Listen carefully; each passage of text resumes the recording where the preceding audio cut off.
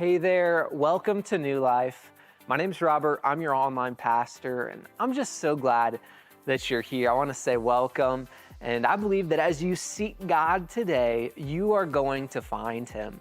Maybe you're new, you're looking for a church to get connected to. I'm so glad you're here. I'd love if you just introduce yourself today so I can send you your choice of a free digital gift card just as a way of saying welcome. So introduce yourself by clicking that QR code or text the word new to the number on your screen, and that just allows me to know how to get in contact with you to send you that free digital gift card and know who you are. I'd love to meet you, love to say hi and send you that free gift today.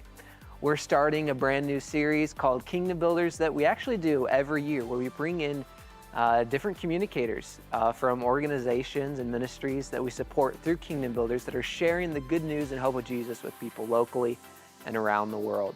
And today's message is the first part in that, but before that, we are going to spend some time worshiping God together, seeking after God. I don't know what your life looks like. I don't know what worries or struggles maybe you're facing, but this is an opportunity to offer them to God, to turn your attention towards God and worship Him. Because if you seek Him, you'll find Him today. Maybe you're joining on Facebook or YouTube. I'm so glad you're here. But I want to invite you to join for the rest of today's service at mynewlifechurch.com/online. Over there, it's the same message, but an even better experience. So for the rest of today's service, head over to mynewlifechurch.com/online. Now, let's get ready as we worship God and seek Him together here at New Life.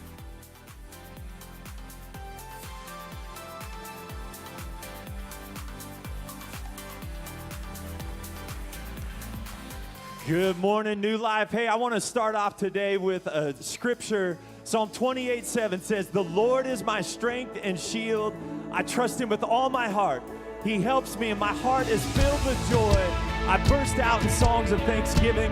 That's what we're going to do today. Who has something to thank the Lord for? Come on, if you got something to thank Him for, let's lift our voice. Remember those walls that we called sin and shame. They were like prisons that we couldn't escape. But He came and He died and He rose. Those walls are rubble now.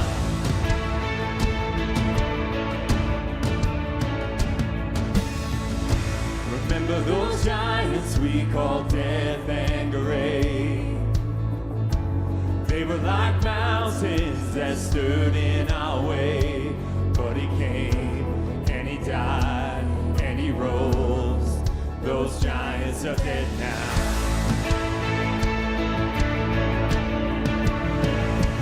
This is our God, this is who He is. He loves us. This is our God, this is what He does. He saves us. He bore the cross, beat the grave. Let heaven and earth proclaim. This is our God, King Jesus.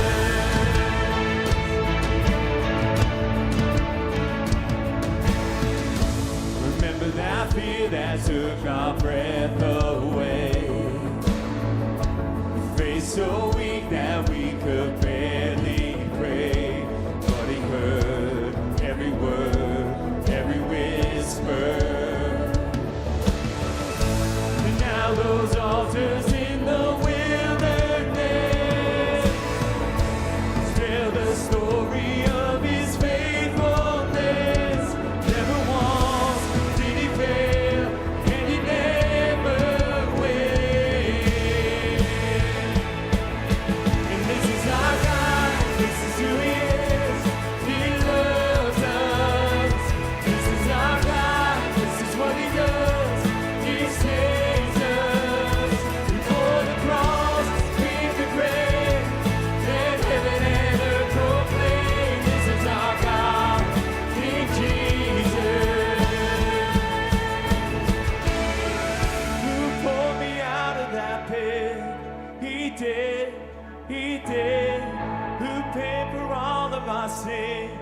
Nobody but Jesus. Who pulled me out of that pit? He did, He did. Who paid for all of our sin? Nobody but Jesus, who rescued me from that grave. Yahweh, Yahweh, who gets the glory and praise. Nobody but Jesus, who rescued me from that grave. Yahweh, Yahweh, who gets the glory and praise. Nobody but Him. This is our God. This is who He is. He loves us. This is our God. This is what He does. He saves us. Before the cross, beat the grave, let heaven and earth proclaim. This is our God, King Jesus. Before the cross, beat the grave, let heaven and earth proclaim. This is our God, King Jesus.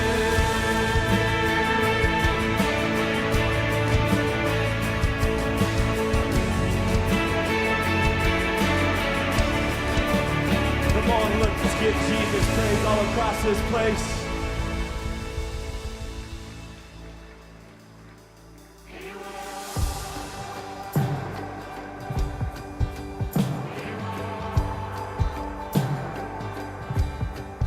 Christ is my firm foundation, the rock on which I stand when everything around me is shaking. I've never been more glad that I put my faith in Jesus, 'cause He's never let me down. He's faithful through generations. So why would He fail now? He won't. He won't. I've still got joy in chaos. I've got peace that makes no sense. So I won't be going under. I'm not held by my own strength, 'cause I built my life on Jesus. He's never let me down. He's faithful in every season. So why would He fail now? He won't. He won't.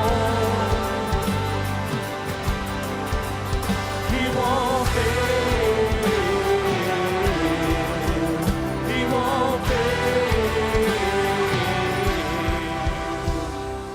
Rain came, wind blew, but my house was built on You. I'm safe with You. I'm gonna make it through. Rain came, wind blew, my house was built on You. I'm safe with You. I'm gonna make it through. I'm gonna make it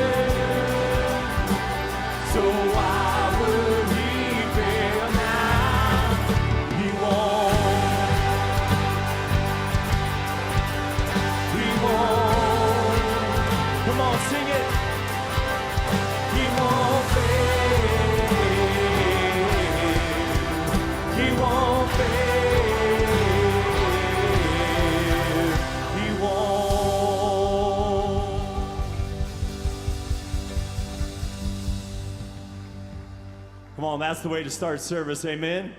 Worshiping God, giving our attention and focus to Him. Now for just a moment, I encourage you to turn your focus to somebody around you. Give them a high five. Tell them good morning.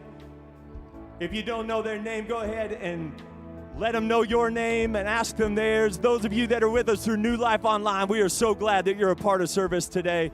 Drop in the chat where you're joining from, and we'll continue on. We are so glad that you are here with us.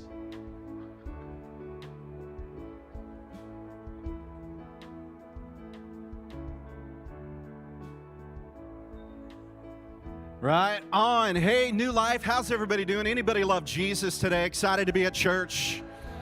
Let's keep the energy up in this place. My name is Chris, my friend Dave. He's going to welcome you. Yeah, that's right. We coordinated our outfits today, didn't we? We did. We did. No, we didn't, but it looks like we did. Welcome to New Life. I want to welcome everybody here in the room, but also everybody that's with us through New Life Online. We are so excited that you would be a part of service today. If you are new, then I invite you to text the word new to the number that's on your screen. That's one way that you can take a step towards finding a place to belong and really feeling like New Life is home for you.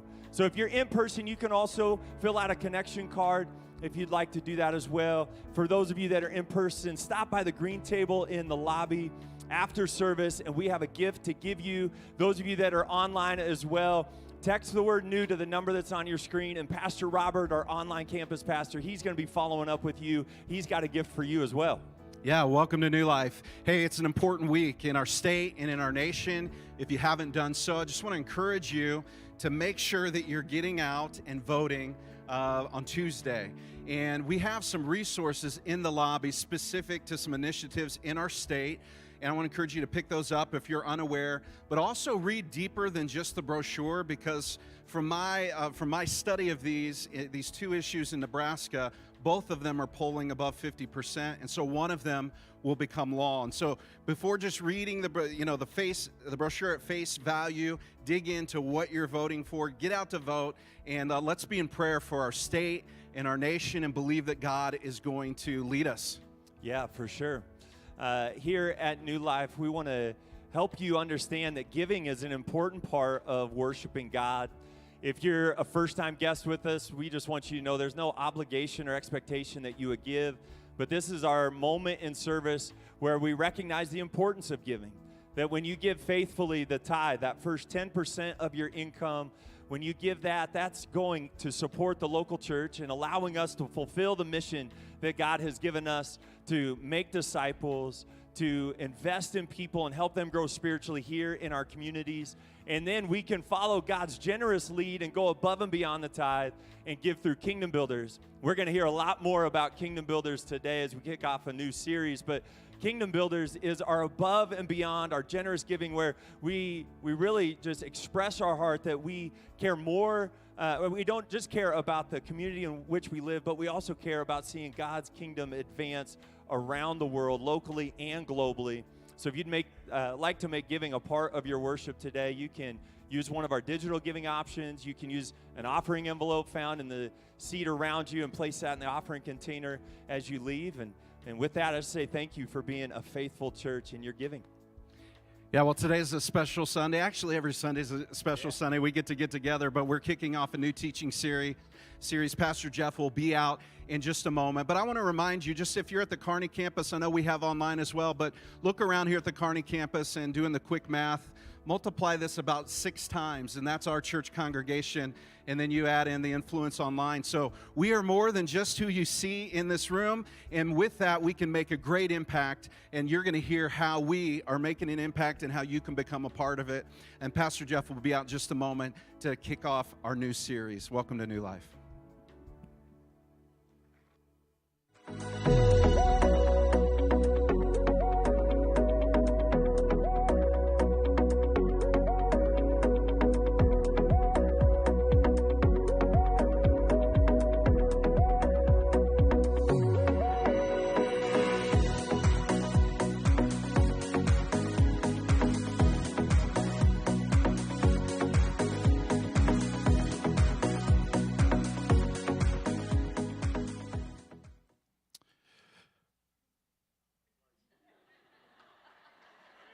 Hey, good morning. Good morning. Good to see everybody. Come on, man. It's good to see you guys. You guys love Jesus today?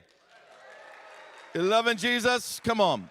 I want to say a big hello to everybody worshiping at all of our campuses. You are here for the beginning of something new. If this is your first Sunday with us, can I just say this to you? Congratulations. You started at New Life when we started something brand new. So that means this, we're not in the middle of something that you're walking into. We're all starting something from the very beginning. You're here on week one. High five the person next to you and go, we're here on week one. Come on. We're here on week one. We're here on week one. This is week one of a series that we do every November called Kingdom Builders. How many of you guys know that, man, we love helping people find Jesus and seeing their lives change, both here in all of our campuses, but also around the world. We do. We love that because we know this. God loves people here in Nebraska, wherever you're viewing this from, equally as he does in some village over in Africa. God loves every person equally, and he loves to see people have their eyes opened up, discover who he is, and have their lives changed by him. How many of you guys would say, my life has been changed because I found Jesus? Come on, right? That's it. That's it. And that's what we want to do. We want to multiply that tens of thousands, hundreds of thousands of times over. And so we do that through what we call Kingdom Builders. Kingdom Builders has three basic lanes to it. Global missions, okay, reaching all around the world. We believe also in the second lane, local church expansion, which means this. We can only reach out to the ends of the earth as strong as we are here in America. If the church in America is strong, we can reach the world. If the church in America is weak, we can't reach the world, okay? And then the last one is future Christian leaders. How many of you guys know I'm 54 years old? I know I look 35. Until I turn around and show you the rest of this hoodie, by the way, which is the Kingdom Builder hoodie. I mean, come on, take a look at this thing, right? Did you see that? I just did a 360 for you. Some of you couldn't get your eyes off my bald spot. Knock it off. Knock it off, Sean King. I saw that. I can see yours too. All right. All right. So, but here's the deal. Here's the deal. Well, also future Christian leaders, because sooner or later, someone's got to take my spot. Right? I mean, I don't get to be here forever. You don't get to be here forever. So, well, this is the three components: global outreach, local church expansion, future Christian leaders. And what we do is we cast the vision at the beginning of the year, and we go, here's all of our Kingdom Builder partners, and here's how much money we want to invest into them. And that number was close to $600,000 at the beginning of 2024, right? Yeah, that's awesome, right? Here we sit right now towards the end of the year. Here's how much we still need. We still need $176,205. Now, what we call that is the miracle offering. Every year we have cast that vision. We said, this is how much we need. If that comes in, we get to fund all of the rest of our partners in 2024. What I've discovered with our church is that generosity stirs up inside your heart. And you start saying to yourself, wow, I want to be a part of that miracle. I want to be a part of funding every single one of our partners that's around the world. So guys, can I just say this to you as your friend and as your pastor? I want you to be a part of a miracle here in November of 2024. How does that happen? It happens by you being generous. So if you've never given to Kingdom Builders, you've never even given a tithe, you've never given anything, can I just ask you to do this? Maybe just give $10. Just something like, ask the Lord in your heart, God, what do you want me to do? Because guys, come November 17th, the Miracle Offering Sunday, when we're coming to bring this offering, I want you to be a part of a miracle. I mean, I don't know about you, but how many guys would love to be a part of a miracle? I want to be a part of a miracle. I want to see God do something supernatural. We can only see $176,000 come in if something supernatural happens in all of our hearts. Let's all believe for that. Let's all be a part of it. So today we have one of our Kingdom Builder partners that's in the lane of local church expansion. This partner is called Church Boom. Their whole focus is to help rescue churches that are getting ready to close their doors and die. And today it's my privilege, right? My privilege to be able to introduce to you my friend and the CEO and founder of Church Boom. He's here with us today. His name is Chris Sonkson. Chris is going to be coming in just a moment, right? But what I want you to know before he comes is that through your generosity already this year, we funded our commitment to Church Boom. It was $25,000. So if you're a Kingdom Builder, you've already done that. You've already done that. And as you hear his heart, you're going to understand why we want to be a part of this movement for years and years to come. So guys, right after this video, would you do something for me? Would you put your hands together and would you welcome, right after this video, my friend, the CEO and founder of Church Boom, Chris Sonkson.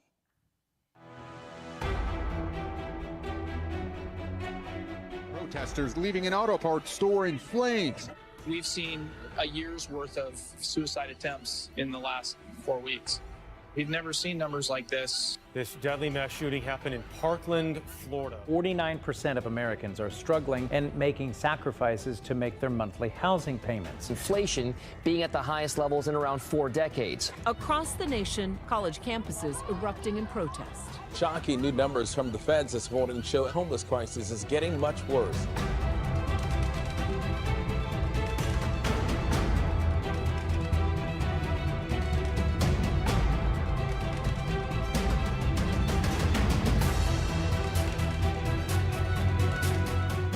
House of worship faced with financial struggles and dwindling attendance is forced to close its doors. In 2020, over 60% of Americans identified as Christian, down from 90% 50 years ago. Religious service attendance and membership is falling.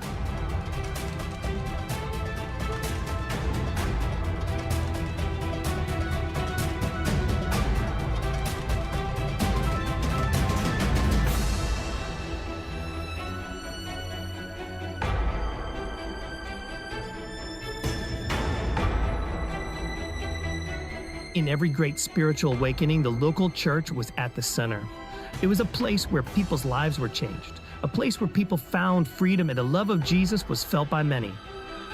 We believe that the local church can be all of this and more. We see the local church thriving as a beacon of hope, a place of salvation for the lost. We see communities being rescued as churches stand strong. All it takes is one rescued church to rescue the many. So let's reject the idea of churches closing. God has something better for us.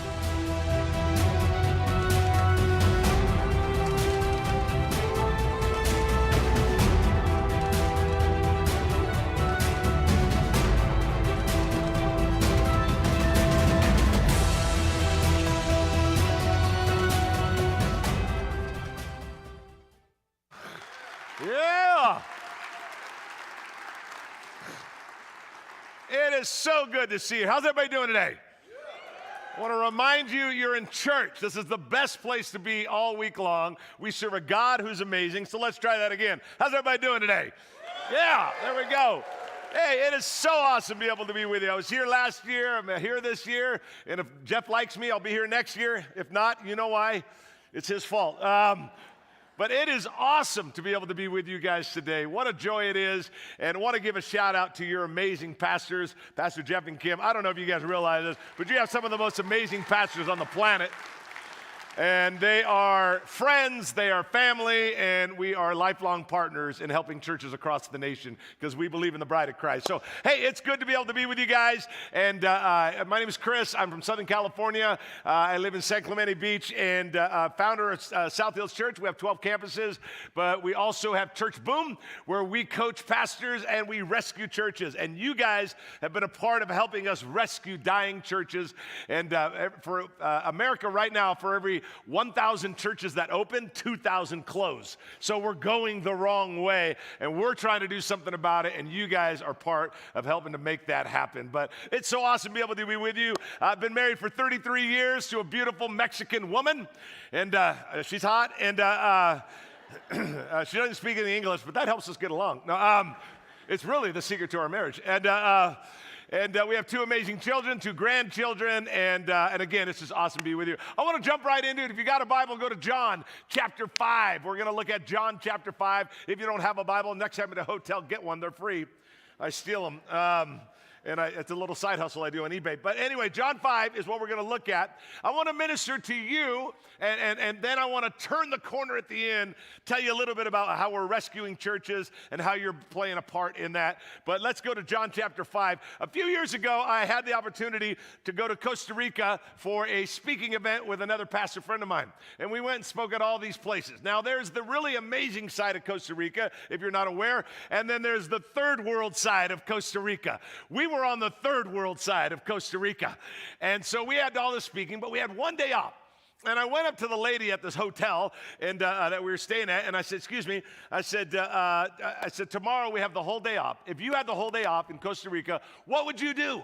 And the lady goes, with a broken English, she says, you should go ziplining at the Serapiki River. The Serapiki River is where they filmed Jurassic Park. So it's a beautiful place, you know? And she said, you should go ziplining. Now, how many here have ever ziplined before? Raise your hand, let me see. How many have ever done it in a third world country? Really different.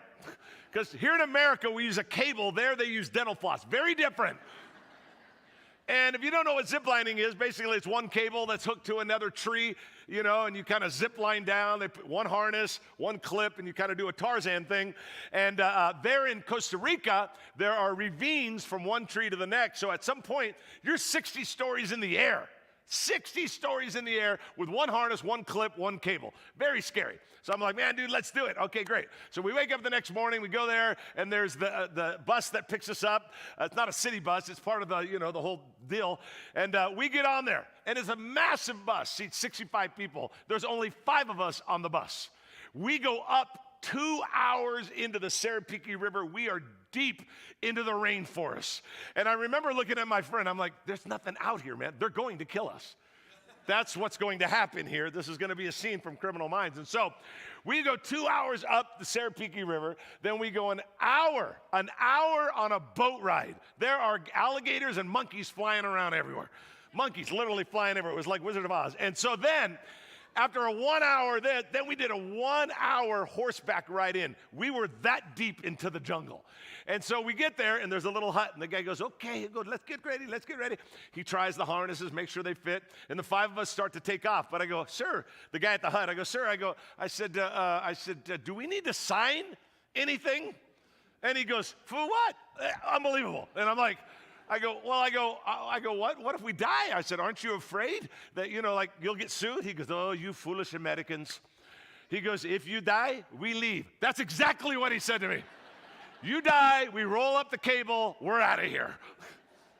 So we had an amazing time, you know, and so on the way back, you know, we come back, we go back on the horseback ride, then we go back on the boat ride, then back on the bus. We're on the bus, and it starts going, but it gets stuck in mud. They have 300 inches of rain a year at the Serapiki. We got stuck in the mud. We get out, and we all have to push the bus. Mud is flying up, and I'm yelling at my friend, this wasn't in the brochure. Mud's flying everywhere. And I look back at that moment and thinking about today's message, and then I realized this. We were stuck in the mud, but how often do you and I get stuck in the mud? And what I mean by that is we get stuck in certain things. In other words, man, it's like we get stuck in a spot where it's like, why am I still in debt? Why am I still bitter at that person? Why am I not forgiving that person? Why am I still angry? Why isn't my life farther along than I thought it would be? Why is this happening in my life right now? And we end up getting stuck, and we all get there. You may be partly stuck in there or all the way stuck, but we all get stuck. And I call it being stuck in the wall. So I want to show you something. Put it on the screen for me. This is the first one. This is called Life Before the Wall. Everybody say Life Before the Wall. Okay, life before the wall. Everything's great. Look how happy he is. Everything's great. Life before the wall. Life's going good. Marriage is going good. Money's going good. You're all happy. Everybody's happy. Then something happens, and now this happens. Now you're stuck in the wall. Okay? Maybe it's because of debt. Maybe it's because of lack of forgiveness. Maybe you're bitter, you're angry. Maybe your life isn't going the way you want it to go. Maybe you're still addicted to something. But man, you're stuck inside of this wall. When you get stuck inside of the wall, you basically have 2 options. Here they are. Okay? You either stay in the wall, and you can do that. I don't know why you'd want to, but you could. Or you can get to the other side of the wall. But please understand, there's no such thing as life before the wall anymore. It's over. So you have one of 2 choices. Stay in the wall or get to the other side of the wall. Okay, whether you're watching at a campus or watching right here, you have a choice in a few minutes. Walk out, stay in the wall, or get to the other side. Those are your only 2 options. Jesus one day in John chapter 5, he goes to this big, it's kind of a Jewish holy day, and it's a big festival. I've been there before. There's gates there, and you walk in, and it's a big festival going on in Jerusalem. He walks over to an area called the Pool of Bethesda, which means the Pool of Mercy. It's about as big as this stage. And there are 5 covered porches. How many porches are there? Come on now. Stay with me. Now, what do? Why the porches? Because it's so hot from the Israel sun. Here was the deal. When the angel would stir the water, if you got there in time, you would get healed of whatever, either sick or whatever it was. So people would wake up in the morning, lay under the porch, wait for the water to stir, try to get over to the water. If they made it to the water, they get healed. If they don't, they go back, go to sleep, wake up, lay under the porch, wait for the water to stir. This is where we pick up the story. Let's check out what happened with one specific guy that was waiting there under the porch. Jesus has a conversation with him. Look at John chapter 5. Afterward, Jesus returned to Jerusalem for one of the Jewish holy days. Inside the city near the sheep gate was a pool of Bethesda with 5 covered porches. Crowds of sick people, blind, lame, paralyzed, lay under the porch. One of the men lying there, help me out now, he'd been sick for how long? Help me out. 38 years. Okay, now let's stop right there. 38 years. That's over 13,000 days. He wakes up. Now, I just want you to pretend you're him. You wake up in the morning, you lay under the porch, you wait for the water to stir, you don't get there in time, and you do it again. After 10 times, 20 times, 50 times. Thought's got to be occurring. What you're doing ain't working, man. Like, dude, you're laying, we're going on year 1, year 2. I'd be thinking in my mind, look, dude, like, push people out of the way, maybe just lay in the water and wait for it to stir. Like, whatever you're doing, man, it ain't working. You've been doing this for 38 years. And I think he's stuck in this sickness, and he can't seem to get outside of the other side of the wall. And the thing that I would challenge him is, maybe, buddy, that your strategy ain't working. Like, you're too far away from the pool. I don't know what it is, but your strategy ain't working. You ever thought that maybe your strategy, my strategy, isn't working? Hey, I've been addicted for 8 years. It ain't working, man. Hey, I'm still bitter at that person for 10 years. Believe me, I know what that's like. I'm dealing with that in my own life. Matter of fact, I get counseling for it. But because of the bitterness, we get stuck inside of this wall, and we all get there. And the idea is like, man, 4 years have gone by, 8 years have gone by, we're still in debt, we're still addicted, we're still having problems, we're still lacking forgiveness, and we get stuck in that wall. And I gotta challenge you that maybe your approach and strategy isn't working. And here's the reality, is that, put it on the screen, you can't change your future until you disrupt your present. If you don't change something about the present, the future will remain the same. If you want the future to change, you want to get to the other side of the wall, then you got to change the present. We all have to do that. I've written a bunch of books. No one reads them, but I've written a bunch of them. They're great coasters for your house. But the book I wrote like 4 or 5 books back was called Quit Church. By far did the best of any book I've ever written. It's called Quit Church. And the subtitle is because your life would be better if you did. I wrote a book as a pastor saying, quit church because your life will be better. It was just a plan with the publishers and the agents to be like, oh, hey, let's create something that will shock people. And it worked. That thing went crazy. For like 2 weeks, it was nuts. It was #1 on Amazon, #1 on Reddit, #1 on all sorts of stuff. It was going crazy. We were on Fox News. We were on Fox News and Friends. We were in all these television programs. It was amazing. Okay, but please understand, it only lasts for like 2 weeks. Like, hey, great book. Then they don't remember you. Literally, it's that fast. Like, who are you? What book? Get out of here. They don't care anymore. But for 2 weeks, it was amazing. So while the book was really hot and doing really good, I flew to like Dallas or somewhere. I get off the plane. I get on a hotel shuttle. Right in front of me, I'm sitting there like this, just returning emails and texts, and these 2 ladies are in front of me. And I don't know who they are. They're facing this way, and I'm facing behind them. I can only see the back of their head, and I'm just kind of doing this. And they start talking. I don't know who they are, but I can tell they're Christian. One of them says to the other one, hey, have you heard of this book? And I'm sitting right behind them. And the lady goes, what book? Oh, it's called Quit Church. And she holds it up on her phone. I go like this. I lean over. That's my book, you know? And I'm like, and I'm just trying to be all private, but I'm eavesdropping. And the other lady goes, Quit Church? What kind of book is that? She's all mad about it. And she goes, I don't know. Some guy wrote it. Where's he from? From California. What kind of guy? Apparently, he's a pastor. And the lady says, and I quote, he's not a pastor. He's an idiot. And I'm sitting right behind them. You can't write this stuff, you know? And then they just get worked up. That's the problem with America. Because anybody says that's the problem with America clearly has the answers. And so they start going off, and they get so worked up. They're talking to each other like this, like on a shuttle. She turns around and invites me into the conversation. And that's when it got good. I was like, okay, lady. She invites me into this conversation, and she's like, can you believe it? And I said, what? I'm just back here fasting and praying. And she said, can you believe it? And I said, what? And she goes, this book. She holds it up on her phone. Quit Church. I'm like, what? She goes, yeah, a book called Quit Church. A pastor wrote it, some pastor. And the other lady goes, it's crazy. And they're going off. And then the one lady says, have you heard of this book? I said, I have. I've heard of it. And then the other lady goes, have you read it? And I go, I'll give you one better than that. I wrote it. And then here comes the apologies. They're like, oh, we're so sorry. Had we known that you were sitting here, we wouldn't have talked bad about you. Spoken like a true Christian, you know. We would have talked behind your back like God intended. And they're just going off, you know. And they're apologizing and whatever. So we get off the shuttle. We go into the hotel. Everybody's standing in line. I'm standing in line behind them. And she goes to tell me, what's the book all about? I go, it's not about quitting church. It's about quitting your approach to church. If you go all in, got to go all out. That's the concept of the book. You know, we get stuck in the wall, but we got to, explain the whole thing to them.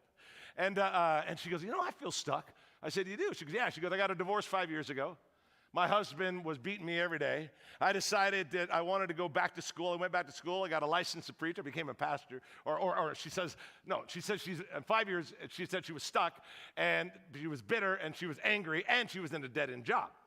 And so fast forward now, I give her the book, and I'm like, here, man, you might want to read the book. And by the way, that's $18. And I gave her my email. Now, fast forward 2 years go by, and I hadn't heard about them, thought about them, whatever. So I'm in a hotel, never thought about them again. 2 years go by.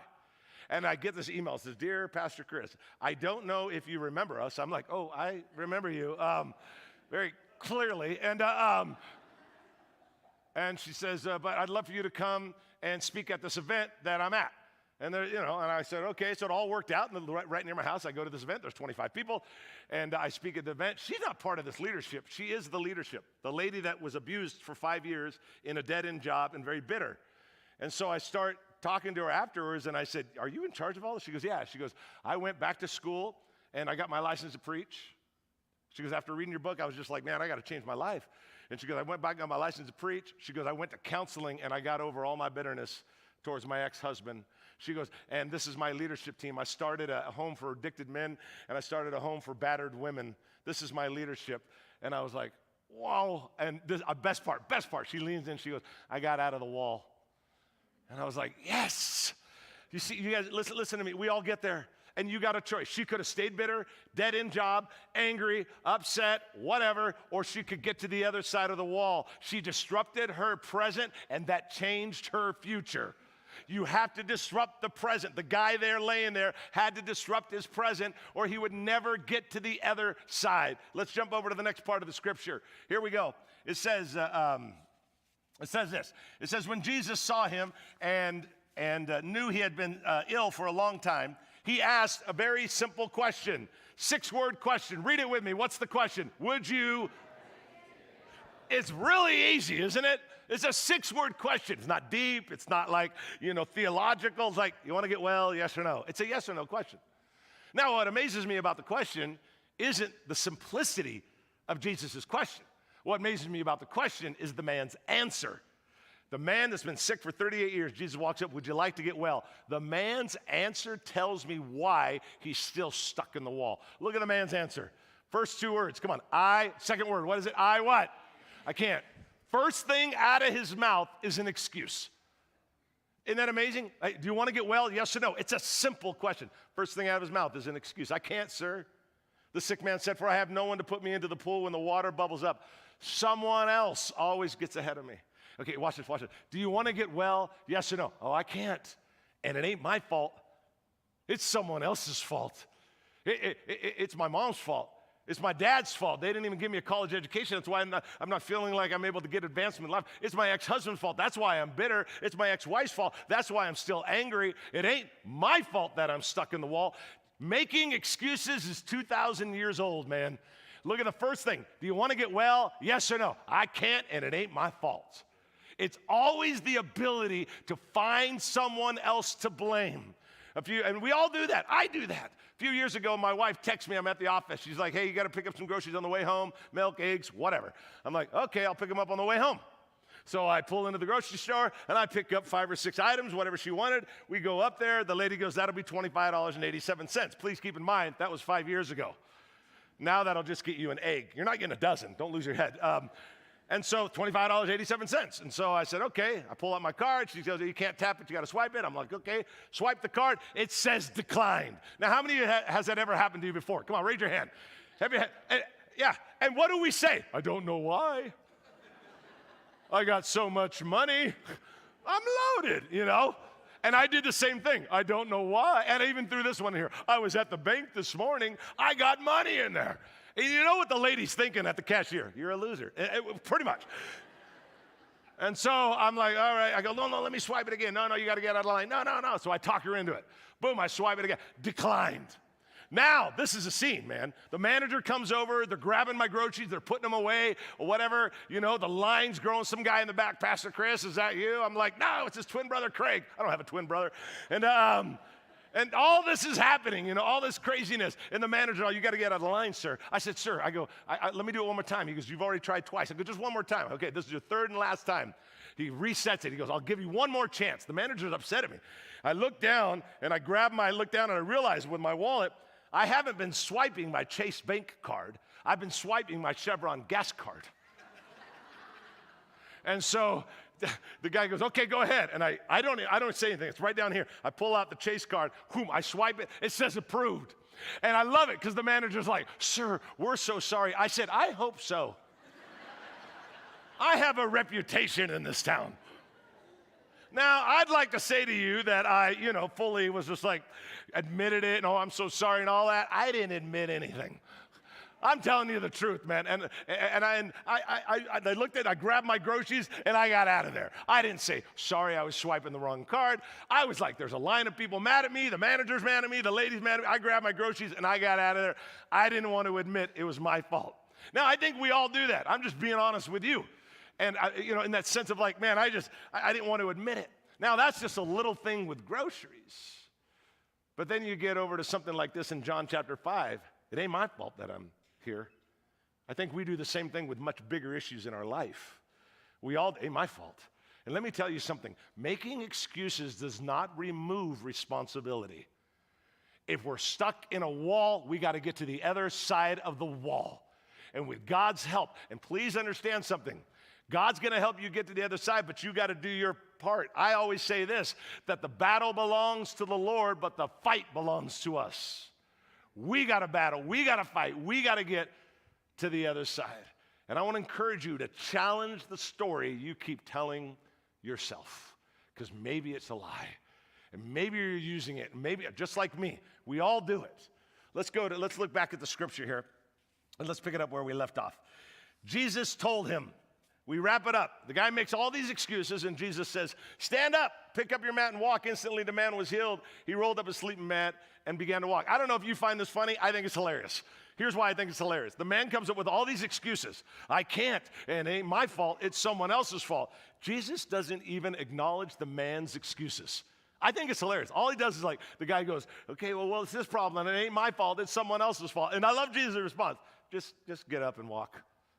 I think it's so funny to me that he doesn't respond. Not that he didn't care, but he's like, oh, that doesn't matter. Just get up and walk. And I wonder if Jesus came in the flesh. You were the only person here, and you and him in this room. Wouldn't that be wild? And he sits next to you, and he says, okay, you're in the wall. And then you're like, well, let me tell you all the reasons why. I wonder if he would just, after giving all the reasons, I wonder if he'd just look at you and just say, just get out of the wall. You know what I mean? Like, hey, people, this is what you're doing. This is what I want you to do, kind of a thing. You're doing all this. I really want you to just get out of the wall. Not that I don't care about all your reasons. Just get out of the wall. Because he loves you so much. Because he wants you to get to the other side. Because he wants you to fulfill God-given potential. Because he wants you to have an abundant life. Just get out of the wall. Stop living inside of the wall. I think he would do that for all of us today. Now, I'm going to turn the corner right now real quick. But I'm going to pray real quick. I feel like God, let's take a moment to pray. It's just going to be a quiet prayer. And then I want to turn the corner. But I want you to close your eyes with me real quick. How many would just say right now, Chris, there's a little bit of my life or a lot of my life stuck in the wall. I don't want to live there anymore. Maybe you've been going to church all your life. Believe me, I know what it's like to be stuck in the wall. I've been there. I'm there a little bit right now, I feel like. How many feel like, man, I feel a little stuck in the wall, but I don't want to live there anymore? Nobody looking around, just you and God. Just slip up your hand high in the air and just say, that's me, man. I want to get out of this wall. Wow. Yeah, all over this place. Jesus, see all these hands and help us today to make a decision to get out of the wall. You're inviting us to get out of the wall. Help us today, all over this room. Help us today to get out of the wall. In Jesus' name, amen. Now, I told you I would turn the corner at the end. And first of all, I want to thank you because you're helping the church to get out of the wall. And I want to explain something to you for just a couple of minutes and show a video. But Pastor Jeff mentioned that we oversee Church Boom and Church Rescue, and Jeff's part of that team as well, and helps lead so much of it, and such an incredible leader. But we are rescuing churches all across America. Now, why are we doing that? Let me just kind of walk you through it. This is something we call, just like we did with us, there's something called the Life Before the Wall with the church. Put it up there for me if we could.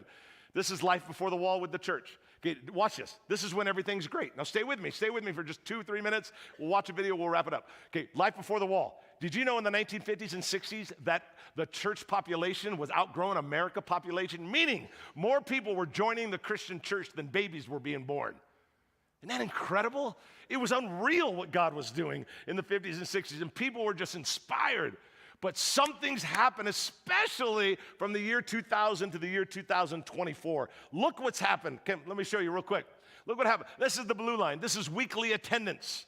Okay, 20 years ago, it was like 137. Then it dropped to 127, the average church in America. Then it went to like 87. Then it went to 76. Then it's now at 60. The average church in America is just continuing to drop. You look around and go, man, this is fine here. That's because you have amazing, incredible leaders. But this is not normal. This is huge. We're losing. Our attendance is continuing to drop in America. The yellow line, hard to see it, but it is the amount of people that are no longer going to church anymore. We're going in the wrong direction, you guys. And let me show you this one right here. Problem number 2, 6,000 to 10,000 churches in the U.S. are dying each year. 100 to 200 churches will close every week. That means this morning, today, stop just for a moment and think. 100 to 200 churches are having their final service today. Gosh, how do you do that? How do you just say, man, it's been great. We lock the doors and that's it. 84% of churches are in decline right now. We're bleeding. We're bleeding. We're closing 2,000 churches for every 1,000 we're open. We're doing this. And let me show you this one real quick. 46% of pastors under the age of 45 are considering quitting the ministry. New York Times. 76% of pastors admit to feeling inadequate for the job and need help. 3 out of every 4 pastors are saying, my church is dying and we don't know how to fix it. So about 3.5 years ago, I got together with about 15, 20 pastors in Dallas, Texas. We all flew in and I just said, look, man, I presented all these problems. Look, man, we got to do something about it. Because you know what I believe? Revelation requires responsibility.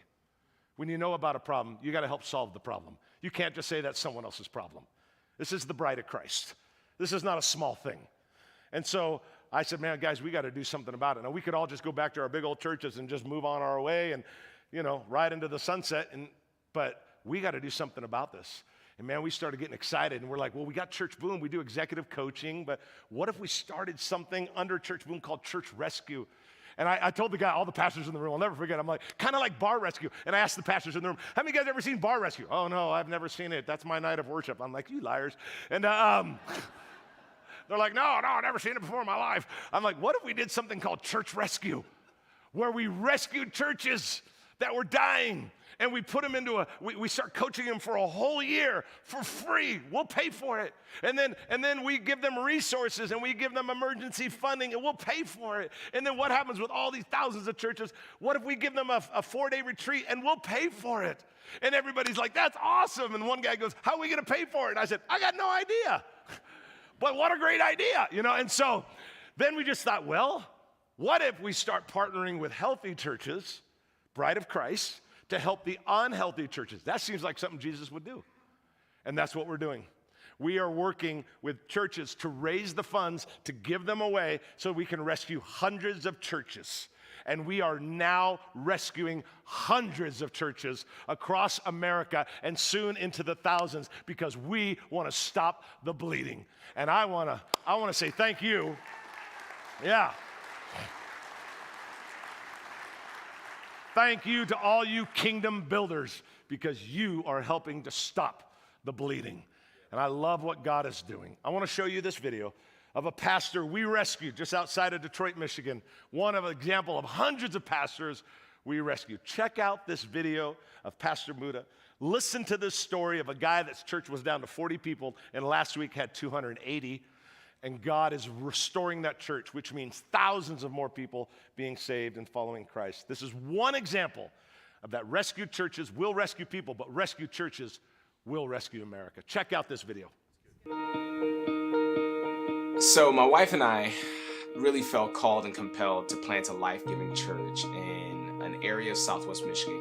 It was a place that most people would not be running to plant a church. It was a pretty depressed community, but the call was really so strong. We knew that this is where God was leading us. But not too long from the time we launched, we started realizing that we really didn't know what we were doing. We came into this thing with the passion, but we didn't literally come with a really healthy plan. And ultimately, it was putting a strain on our relationship as a couple. And we were at a point where we were saying, maybe it's just time to throw in the towel. My wife and I really prayed for some sort of intervention, something that could step in and help us go from where we were to where we believe that God could lead us. And that's when we were introduced to Church Boom. Through Church Boom, we were able to get a coach who worked with us one-on-one. Plenty of times I was able to bring my team into it and he was able to coach our entire team. We were able to develop some systems that would bring us back to health. There were some processes that we were missing in how we ran the church operationally, and even really some ways that I was not pastoring effectively. Our coach really walked us through that journey of getting the church back healthy.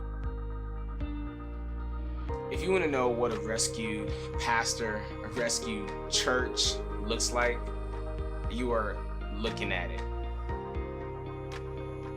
There was a woman who walked into the door because she was looking for a church in the community. And at her baptism a few weeks later, she shows up with her husband, her son, a few family members there as well too. And when she went down into the water, something happened in that room. Not only was she baptized, but her daughter was baptized. Her husband, who had no intention of ever being part of a church, was baptized. Her son was baptized. Her brother-in-law was baptized. The entire family was baptized that day. And that's what a rescued church looks like. A church that is seeing new life born because of the generosity of your gifts. So thank you so much for being a part of what Church Boom is doing through your giving. It is literally rescuing not only churches, but it's rescuing lives.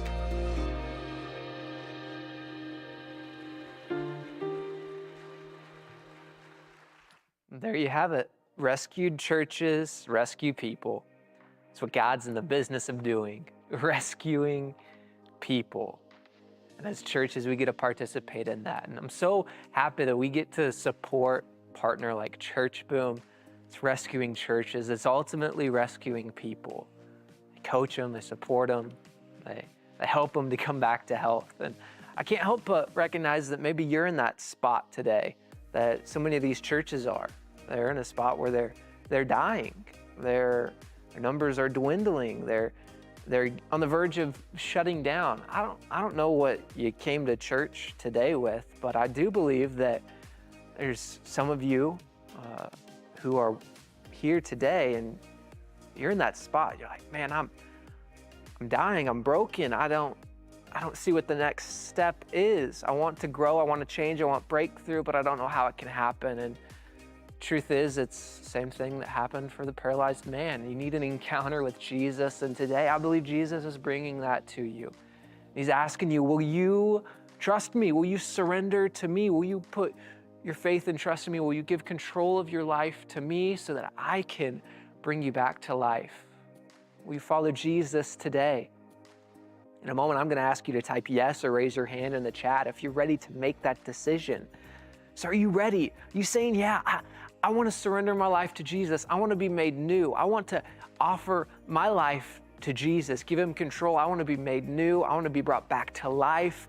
I want to follow Jesus. If that's you, I invite you, type yes in the chat or raise your hand right now. Do it right now. And I'm so proud of you who are making that decision, and the way you make this real, you solidify, you just talk with Jesus. Call it prayer, talking with God. You just offer your life to Jesus. And I'm just going to pray with you right now, and I invite you to pray this prayer with me, just of giving your life to Jesus. So just pray with me. Jesus, I'm broken. I need you. You see what my life is like. You see my need for you, and I just ask you, Jesus, will you forgive me of my sins? I give you my life. I give control to you. I surrender to you, Jesus. Will you make me new? Will you bring me back to life? Will you help me to follow you with everything I have? In Jesus' name I pray, amen. Well, hey, look at me. As your pastor, I'm so proud of you who just made that decision, and I want to help you in how you actually live this out, following Jesus. And to do that, I want to give you this free book. It's called Following Jesus. And it's yours for those of you who just made the decision to surrender your life to Jesus today. This has your 7 next essential steps on how to know and follow Jesus. All you have to do is text the word free to the number on your screen or click that QR code, and I'll email this to you today, right away, free of charge. This is gonna help you. What does it actually look like to really follow Jesus? Man, I wish I would have had this when I surrendered my life to Jesus, because it just makes it practical. So you recognize, how do you actually live it out? Take step after step after step of following Jesus. It's also gonna give you free access to our online Following Jesus video course. For those of you who maybe don't like to read as much, this is another great option. Just going through that video course is going to help you get that same content, maybe a way that's maybe easier for you to take in. So take advantage, text free to the number on your screen or click that QR code. And I invite all of you to be considering, what is it that God is putting on your heart? What is it that you can give in this year's miracle offering coming up on November 17th? So just pray about that. What is that number? What is that gift? It's not important how much you give.